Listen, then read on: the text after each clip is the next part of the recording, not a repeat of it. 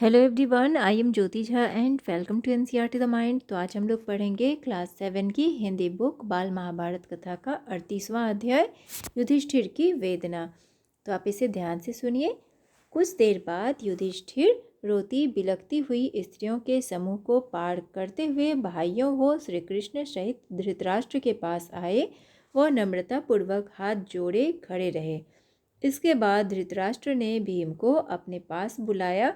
धृतराष्ट्र के हाव भाव से श्री कृष्ण ने अंदाजा लगाया कि इस समय धृतराष्ट्र पुत्र शोक के कारण क्रोध में है। इससे भीम को उनके पास भेजना ठीक न होगा।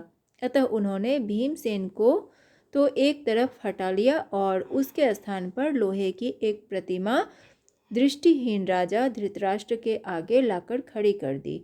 श्री कृष्ण का भय सही साबित हुआ। वृद्ध राजा ने प्रतिमा को भीम समझकर ज्यों ही छाती से लगाया त्यों ही उन्हें याद हो आया कि मेरे कितने ही प्यारे बेटों को इस भीम ने मार डाला है।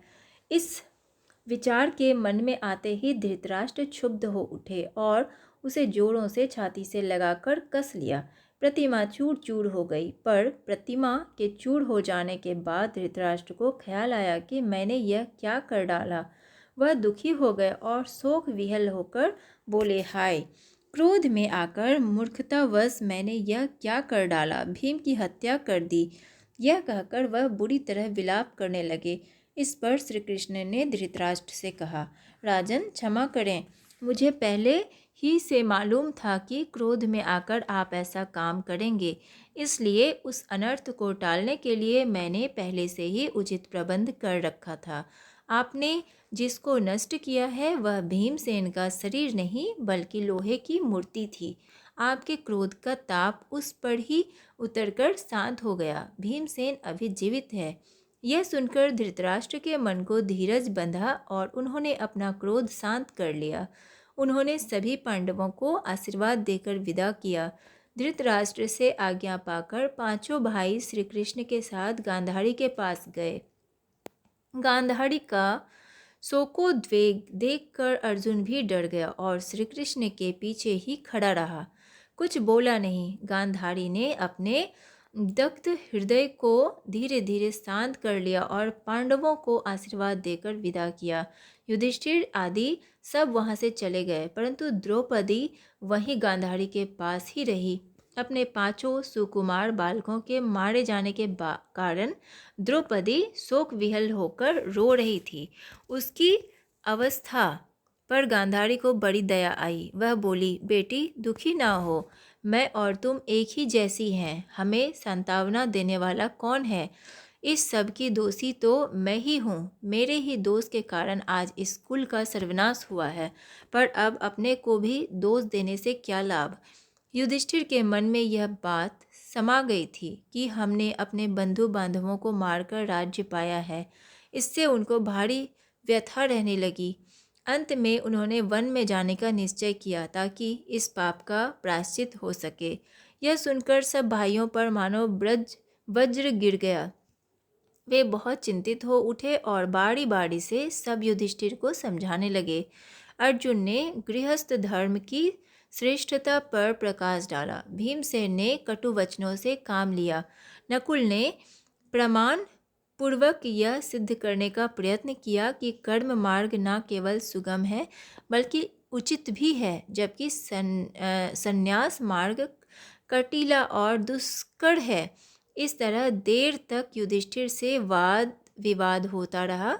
सहदेव ने नकुल के पक्ष का समर्थन किया और अंत में अनुरोध किया कि हमारे पिता, माता, आचार्य, बंधु सब कुछ आप ही हैं।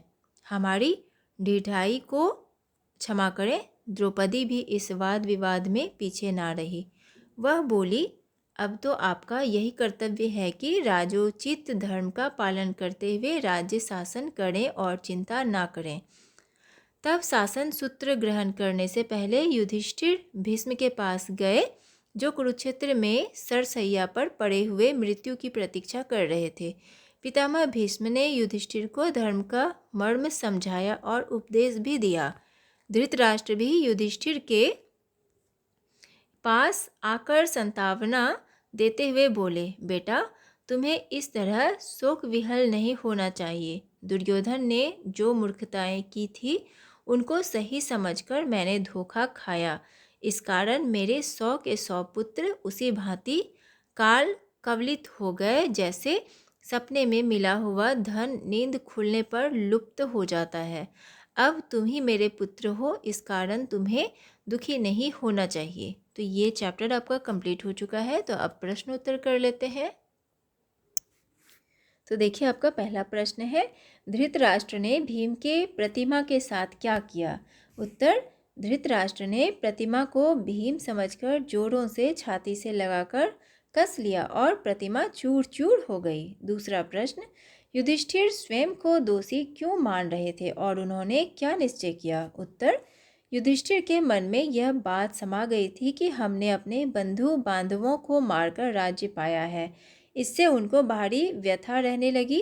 अंत में उन्होंने वन में जाने का निश्चय किया ताकि इस पाप का प्रायश्चित हो सके। तीसरा प्रश्न, धृतराष्ट्र ने भीम की प्रतिमा को जोर से क्यों कस लिया? उत्तर, वृद्ध राजा ने प्रतिमा को भीम समझकर जो ही छाती से लगाया त्यों ही उन्हें याद हो आया कि मेरे कि कितने ही प्यारे बेटों को इस भीम ने मार डाला है। इस विचार के मन में आते ही धृतराष्ट्र क्षुब्ध हो उठे और उसे जोरों से छाती से लगाकर कस लिया।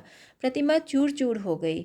चौथा प्रश्न, गांधारी ने द्रौपदी से क्या कहा? उत्तर, गांधारी ने द्रौपदी से कहा, बेटी दुखी ना हो, मैं और तुम एक ही जैसी हैं।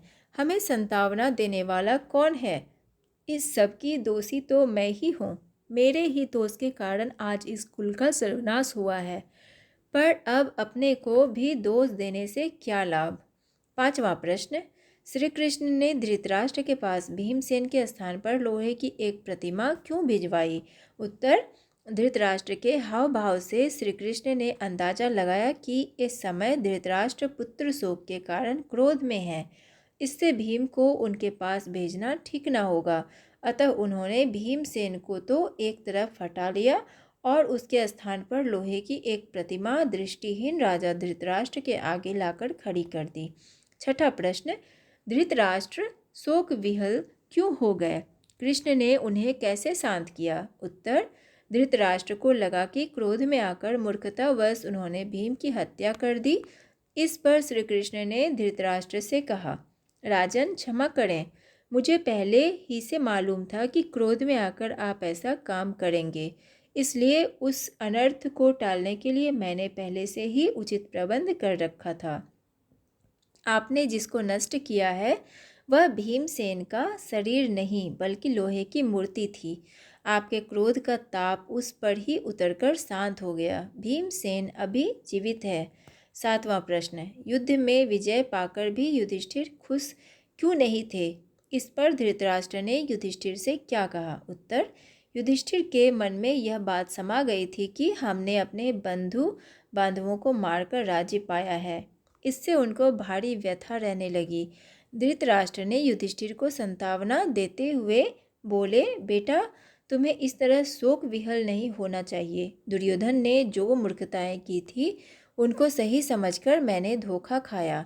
इस कारण मेरे 100 के 100 पुत्र उसी भांति काल क्वलित हो गए, जैसे सपने में मिला हुआ धन नींद खुलने पर लुप्त हो जाता है। अब तुम ही मेरे पुत्र हो, इस कारण तुम्हें दुखी नहीं होना चाहिए। तो ये आपका चैप्टर कंप्लीट हो चुका है और प्रश्न उत्तर भी हो चुका है। तो आपको कैसा लगा पढ़ के मुझे ज़रूर बताइए। अच्छा लगा हो आपको मेरा पढ़ाना तो मेरे चैनल एनसीईआरटी द माइंड को लाइक सब्सक्राइब कीजिए और पास में दिए गए बेल आइकन को भी प्रेस कर दीजिए ताकि एनसीईआरटी से रिलेटेड हर वीडियोज़ आपके पास समय से पहुँचती रहे। और आपको जहाँ कहीं भी समझने में परेशानी हो रही हो तो आप मुझसे कमेंट के द्वारा भी पूछ सकते हैं। तो चलिए मिलते हैं अब हम नेक्स्ट वीडियो में। तब तक के लिए bye, take care, thanks to watch my video.